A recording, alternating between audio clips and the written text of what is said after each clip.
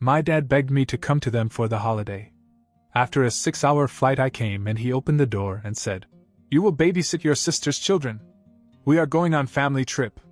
Then my sister said laughing, "Don't wipe your snot on him, kids."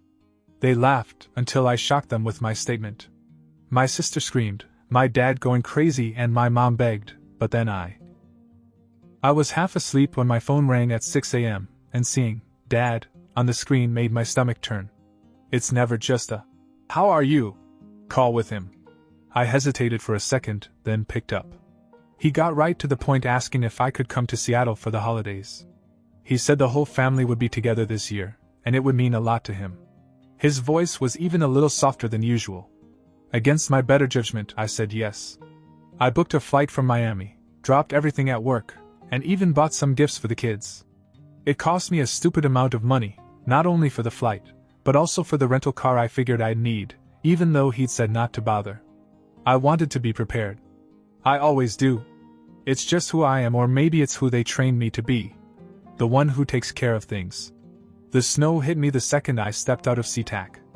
The wet, heavy kind that makes you regret everything. The Uber ride to her apartment felt longer than the flight.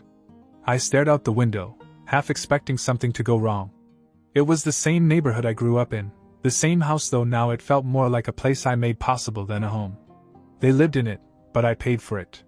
Mortgage, electricity, internet. My sister hadn't had a real job in over a year, and my parents always had an excuse for why their pension or retirement wasn't enough. As I walked up the stairs, I half expected some kind of welcome. I don't know why. Maybe a smile, maybe even a thank you. Dad opened the door, looked at me, then said it without hesitation. "You're going to babysit your sister's kids. We're going on a family vacation." I just stood there. No hey, no hug, not even a damn hello. Then my sister appeared, holding a duffel bag and looking way too excited for someone about to drop off her kids. The two little ones were already in their coats, trampling snow all over the entryway. She smiled and said with a laugh, "Don't wipe your snot on it, kids."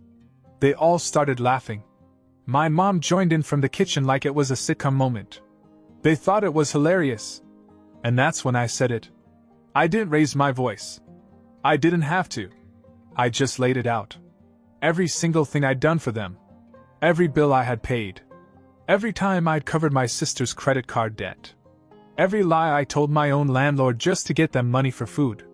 Then I told them something they hadn't seen coming. The one thing I'd been sitting on for months.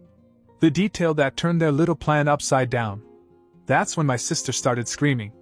My dad lost his temper so fast he actually knocked over the coat rack. My mom started begging, hands in the air, as if she could undo the last 5 years in an instant. But I was done. They dragged me across the country thinking I'd be their free babysitter while they went on vacation. What they didn't realize was that Seattle was exactly where I needed to be to ruin their plans. And that was just the beginning. The thing about people like my family is that they always assume you'll cave in eventually. My sister could already taste the mountain view from her resort room. My mother had probably packed 10 scarves and no underwear. And my dad? He just wanted to disappear for a week and pretend his failures were someone else's fault. So when I told them I wasn't staying to watch the kids, I don't think it registered right away. It was like a glitch in their heads. They just stood there, blinking, waiting for me to say I was joking. I wasn't. I didn't come to babysit. I came to watch it all fall apart. I told them their reservation at the resort was gone. Cancelled 3 days ago. Fully refunded on the credit card that, surprise, I'd paid for him a few months ago. He hadn't noticed because he stopped opening his own statements years ago. At first my sister laughed, as if she thought I was bluffing.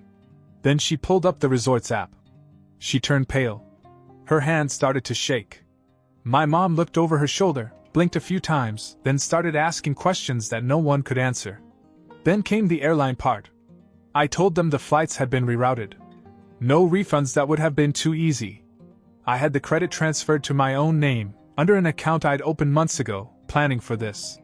My father screamed something about fraud. I reminded him that it wasn't fraud if the card was in my name. All those upgrades and bills? He hadn't paid anything in a year. The whole house, their groceries, my sister's car payment, it all went through me. He just signed his name and took the credit. But the highlight was what I put on the table next. It wasn't a fancy envelope or anything. Just a folded letter from the bank. A polite reminder that the automatic mortgage payments had been stopped. No threats, no ultimatums, just a, "let's catch up soon" kind of tone. 3 weeks ago, I stopped reporting on the house.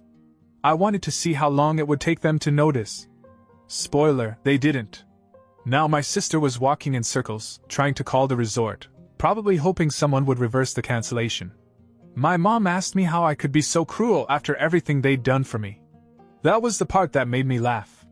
They really thought they'd done something for me. Then the doorbell rang. Everyone stopped. They weren't expecting anyone. I was. I'd planned this to the hour. I told them to relax, it wasn't the bank. Not yet. My dad opened the door, and in walked a tall woman in her mid-40s with a clipboard and a badge around her neck. She introduced herself as Erin from Child Protective Services. My sister's face drained of all color. "You see, I'd called 3 weeks ago. Told her what I'd seen during our last Zoom call. The kids left alone in the backyard without coats, one of them crying, while my sister smoked on the porch and scrolled through her phone. I had screenshots. Dates. Times. CPS had opened a silent file. Nothing serious at first. But they were required to follow up. And now they were here for a home visit. I gave Erin a polite smile and told her I was the uncle. In town for the holidays. Thought she might like to see the kitchen, the refrigerator, the nursery. My sister didn't say a word. She just stood there, frozen, clutching her useless plane tickets. It was the first time I'd seen her speechless in years. And we hadn't even gotten to the good part. The woman from CPS came in with calm authority, and I made it a point not to say too much. I didn't need to. The house spoke for itself. The kitchen sink was piled high with dishes. There were empty wine bottles on the counter. One of the kids had smeared peanut butter on the wall by the dining room table. And when Erin asked to see the nursery, I stepped aside and let her see for herself. My sister tried to throw the switch. Suddenly she was the concerned mother. Said she hadn't had time to clean up because they were packing. Said she always left detailed instructions and would never go on vacation without making sure her babies were safe. Said I'd agreed to everything. I didn't react. I just looked at Erin. She asked me if I had any messages or texts from my sister confirming that I would be watching the kids. I pulled out my cell phone and handed it to her. My sister's last message was from 2 days ago. "Can you pick up some shampoo from Miami? The kind you bought me last time." Nothing about babysitting. Nothing about consent. Just a free ride, as usual. My dad jumped in, tried to spin it as a misunderstanding. Said I had always helped the family, that this was no different. He said they were just under a lot of stress. Financial problems, health issues, mental burnout. All the greatest hits. I told Erin that I'd paid their mortgage, their bills, even their grocery delivery. I pulled up the banking app and showed her. 3 years of transfers. 5-figure support. Every month.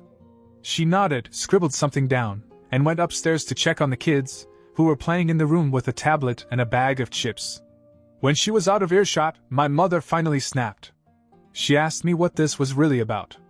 Was I trying to destroy the family because of some hurt feelings? If I felt undervalued? I looked her in the eye and asked if it ever occurred to her that maybe I had no problem helping but I had a problem being used. That maybe it wasn't about the money. Maybe it was that the second I walked through that door, they made it clear that I was just a tool. That they didn't fly me across the country to see me, they flew me here to disappear while they played family somewhere else.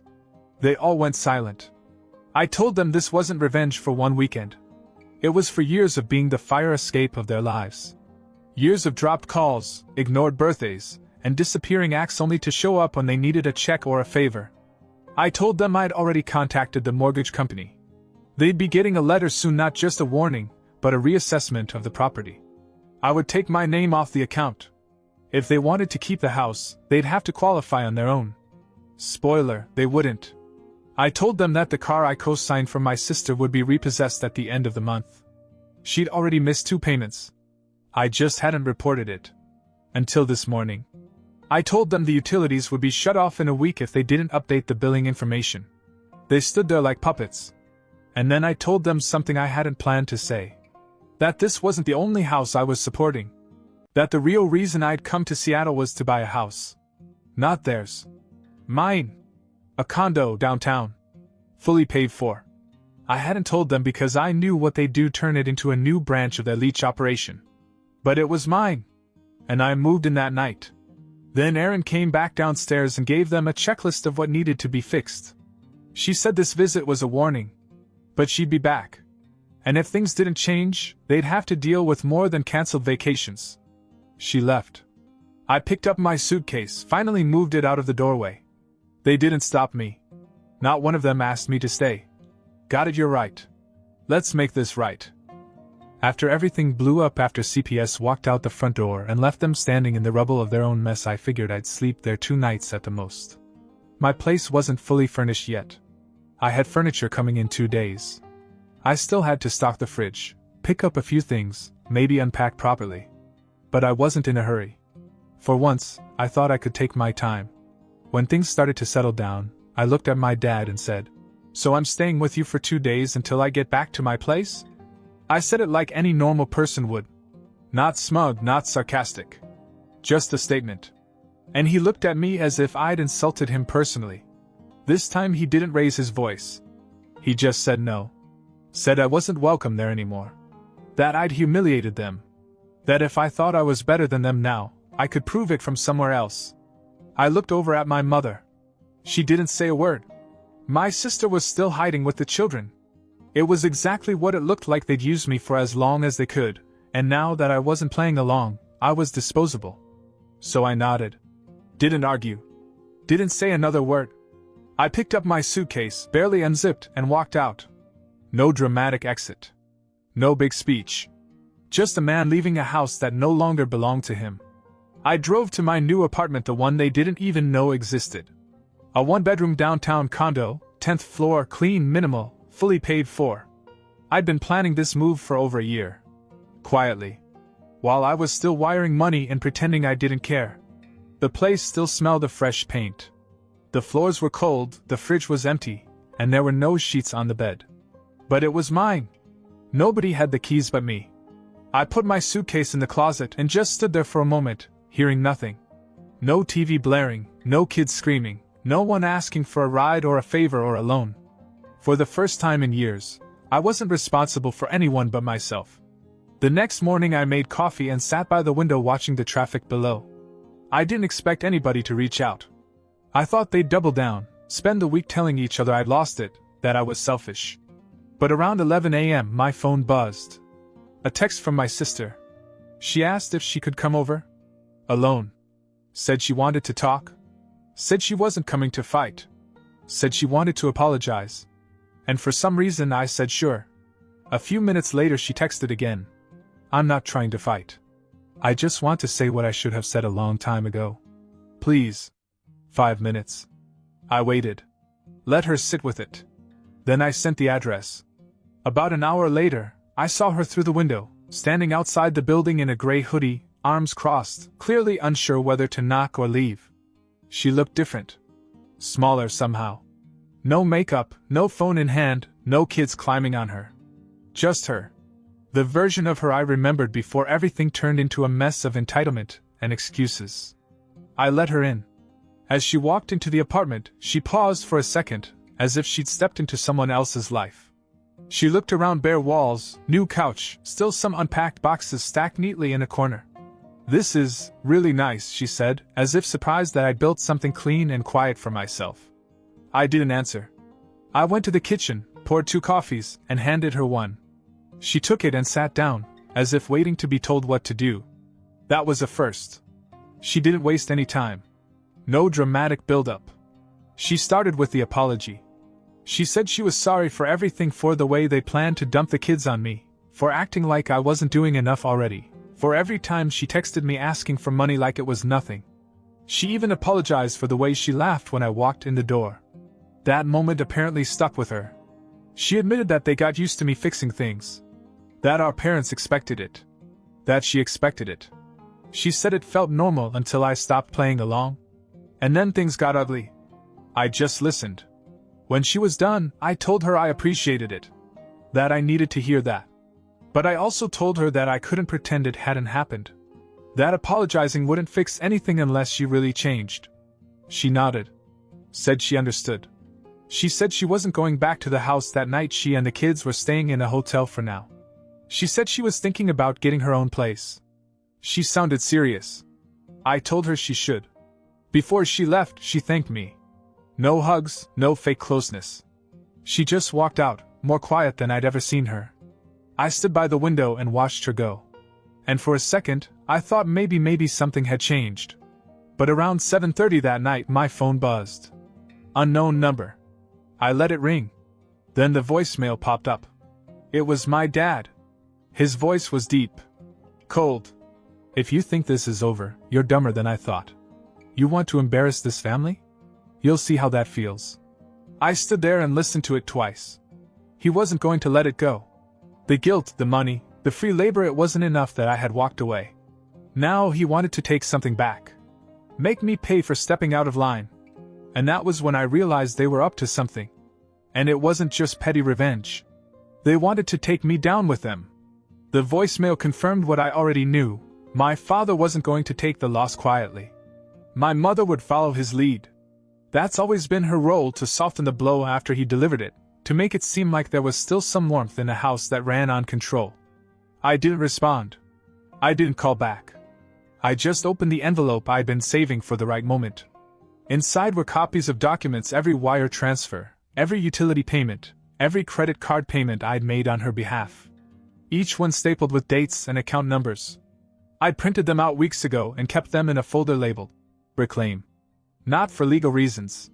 Not yet. But because I knew that people like these only understood one thing: proof. The next morning, I paid a visit to the mortgage lender.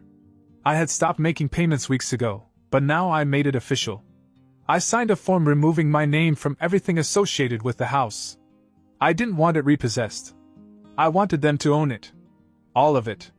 The late payments. The rising interest. The phone calls. The wait. I walked out with a grin I hadn't worn in years. Back at my apartment, I took another step. The quietest, but the sharpest. I logged into my bank account and reversed 3 scheduled transfers: one for groceries, one for her phone plan, and one for my sister's car insurance. All cancelled with 2 clicks. Let them feel it. I was sipping coffee when my mother texted. A long, rambling message about how families shouldn't be transactional, and how cutting people off is not love. I didn't reply. Then came the group text: her, my dad, and my sister. They tried to turn the narrative around. Said I'd betrayed them. That they had sacrificed everything for me growing up. That now I was punishing them for a misunderstanding. But they didn't expect what came next. The final surprise. The reason I had no intention of ever setting foot in their house again. 3 months ago, I had quietly filed a report with a government housing program. Nothing dramatic, just a request to review how financial assistance was being used in multi-adult households with dependent children. I included copies of the bills I'd paid. Proof of how my money was being used to subsidize their lives while the children were neglected, sometimes left alone, sometimes shuffled off with barely a goodbye. That triggered an internal audit. And yesterday, while they were still arguing about who should call me first, they received a letter. A formal review of their eligibility for child support programs, housing assistance, and disability benefits. A letter that started with, "We regret to inform you," and ended with, "Subject to investigation." My sister texted me at 10:23 p.m. with one word. Why? I ignored her. Because they brought me across the country to babysit their mess. And all I did was give it back to them. One piece at a time. By the last week of December, I hadn't heard from them in days. No texts, no calls. My sister had stopped reaching out. The silence was a new tactic, a temporary retreat, while they figured out what angle to come at me from next. I didn't let it distract me. I was finishing unpacking when a knock came at my apartment door. It was unexpected. Quiet. Not banging or aggressive, just deliberate. I opened it, half expecting to see my sister again. But it was my mother. She was standing there in a heavy coat, hands in her sleeves, eyes red as if she'd been crying. But not the kind of crying you do when you're hurt. The kind you do when you've run out of ways to win. She asked if she could come in. I let her. She didn't sit down. She didn't touch anything. She just stood by the window, looking out at the city, like she needed to see something steady. She said they got the letter? The official one. That the benefits review was underway. That my sister's car had been repossessed that morning. That my dad had spent the last 2 days calling old friends, trying to find someone willing to lend him money. No one had it. She said she came alone because she knew my father would only escalate things if he was there. That he was angry, not because I turned my back on her but because I'd done it cleanly. No screaming, no chaos. Just a quiet, complete exit. Then she asked the question I wasn't expecting. What do we do now? Not. How could you? Not. You ruined us. Just that.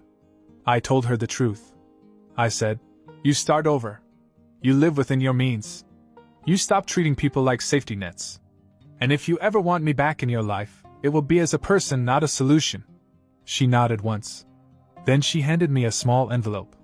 No return address. Inside was a check, a real one. Not for everything, but for part of what they owed me. She said it was all they had for now, and they'd send more when they could. I didn't say anything.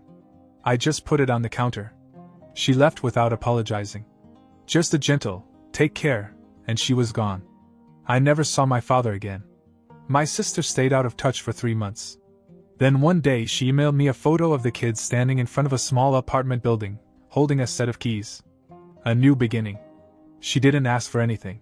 She just wrote, "Thank you even if you hate me." I didn't answer right away. I gave it a few weeks. Then I sent back a photo of the city skyline from my window with a single line. No hate.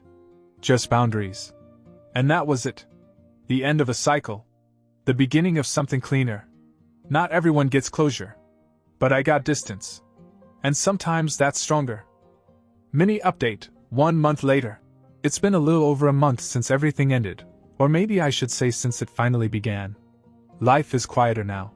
The apartment feels lived in. My things are where I want them, my fridge isn't empty, and I wake up without that gnawing fear in my chest, the one that used to come when I saw their names on my phone. Last week I got a letter in the mail. No return address, just my name and handwriting I recognized right away. My mom. Inside was another check, small but steady. And a note that simply said, "We're doing all we can." I didn't cash the first one. Or this one. Not yet. I'm waiting to see if the effort continues, if it's real or just a temporary guilt spasm. I'm not bitter, just cautious. My sister has kept her word. She's working now part-time at a daycare center, which makes sense. She sent another photo. Her kids are smiling in a real living room. A rug, a couch, coloring books spread out. No chaos, no tension behind their eyes like before. We didn't talk directly. Just short messages, quiet updates. That's all I want right now. Peace, not reunion. As for my dad, nothing.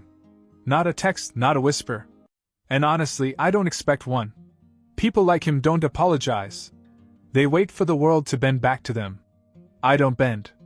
A strange thing happened last night. I found myself laughing. Not at a show or a meme, just nothing. I was sitting there, sipping tea, watching snow fall from my 10th floor window, and I laughed. Because I wasn't waiting for the next catastrophe. It was just quiet. And after all, that kind of silence is worth more than any apology.